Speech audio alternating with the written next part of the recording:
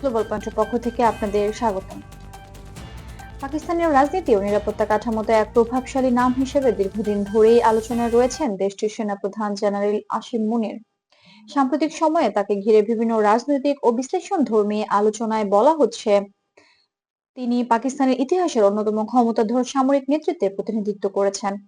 কিন্তু রাজনৈতিক মহল ও মন্তব্যকারীর ভাষায় তার ভূমিকা ও প্রভাব নজিরবিহীন বলে উল্লেখ করা হচ্ছে।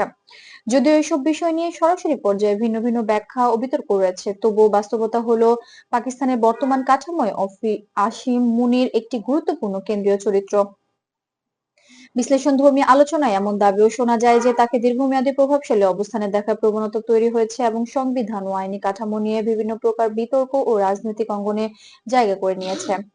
তবে ভ্যালিড আন্তর্জাতিক সংবাদ মাধ্যমগুলোর তথ্য অনুযায়ী এসব বিষয় এখনো মূলত রাজনৈতিক আলোচনা ও অভ্যন্তরীণ বিতর্কের মধ্যেই সীমাবদ্ধ, চূড়ান্ত ও সর্বসম্মত সিদ্ধান্ত হিসেবে প্রতিষ্ঠিত নয়। ফলে এসব দাবি ও বক্তব্যকে নিশ্চিত বাস্তবতা নয় এবং চলমান রাজনৈতিক বাস্তবতার অংশ হিসেবে দেখা হচ্ছে।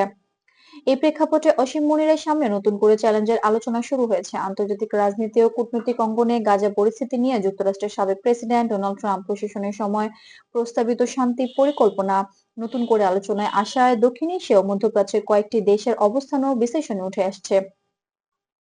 আন্তর্জাতিক সংবাদ মাধ্যমগুলো বলছে ওই পরিকল্পনাটি একটি প্রস্তাবিত কাঠামো হিসেবে পরিচিত ছিল, যা পূর্ণ বাস্তবায়ন পায়নি এবং বর্তমান মার্কিন প্রশাসনের নীতির সঙ্গে সরাসরি যুক্ত নয়। তবে পাকিস্তানের মতো একটি গুরুত্বপূর্ণ আঞ্চলিক দেশের সামরিক ও রাজনৈতিক নেতৃত্বের জন্য মধ্যপ্রাচ্য সংক্রান্ত যে কোনো বড় আন্তর্জাতিক উদ্যোগ কূটনৈতিকভাবে সংবেদনশীল হয়ে ওঠে। বিশ্লেষকদের মতে গাজা ইস্যুতে আন্তর্জাতিক আলোচনার ধরন, মানবিক সহায়তা এবং কূটনৈতিক অবস্থানের প্রশ্নে পাকিস্তানের ভূমিকা বরাবরই সতর্ক ও ভারসাম্যপূর্ণ। এই অবস্থানে সামরিক নেতৃত্বের প্রভাবও একটি গুরুত্বপূর্ণ বিষয় হিসেবে বিবেচিত হয়। রয়টার্স, বিবিসি ও আল জাজিরার মতো ভ্যালিড সংবাদ মাধ্যম জানিয়েছে বর্তমানে গাজা পরিস্থিতি নিয়ে আন্তর্জাতিক আলোচনার কেন্দ্রবিন্দুতে রয়েছে মানবিক সহায়তা, আঞ্চলিক সংলাপ এবং বহুপাক্ষীয় কূটনৈতিক প্রচেষ্টা। ট্রাম্প প্রশাসনের সময়ে পরিকল্পনাটি এখন মূলত অতীত নীতিগত প্রস্তাব হিসেবে বিবেচিত হচ্ছে। ফলে সেই পরিকল্পনার বাস্তবায়ন ঘিরে সরাসরি কোনো দেশের নেতৃত্ব বিপদের মুখে পড়ছে এমন নিশ্চিত তথ্য আন্তর্জাতিক সূত্রে পাওয়া যায়নি।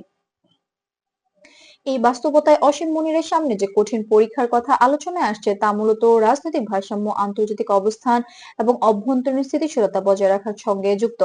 পাকিস্তানের অভ্যন্তরীণ রাজনীতি, অর্থনৈতিক চাপ এবং বৈশ্বিক কূটনৈতিক পরিবেশ সব মিলিয়ে সিদ্ধান্ত গ্রহণের ক্ষেত্রটি আগের যে কোনো সময়ের তুলনায় বেশি সূক্ষ্ম ও জটিল হয়ে উঠেছে। সব মিলিয়ে বলা যায় অসীম মুনিরকে ঘিরে যে শক্ত অবস্থান ও সম্ভাব্য চ্যালেঞ্জের আলোচনা চলছে তা এখনো নিশ্চিত বাস্তবতার চেয়ে বেশি রাজনৈতিক বিশ্লেষণ ও মত নির্ভর।